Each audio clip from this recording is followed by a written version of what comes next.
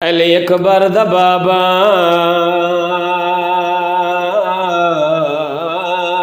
तुहाडे अकबर दी जवानी नो रोवण आए मौला तुहाडियां बहना दियां चादरां नु रोवण आए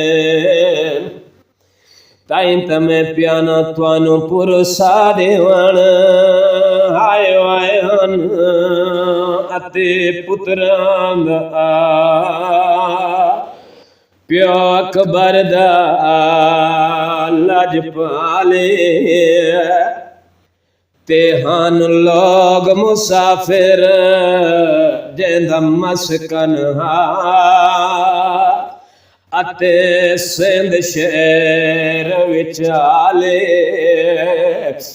वत होया के लगी बस बेवस नाल दीवारा रहया दे मदाद नुआ प्यो गाजी दा सैब कमाले ते हुण वन मिलसे न फिरदौस दे विच मजलूम मुसाफिर नू अते देसन सफार दहाले।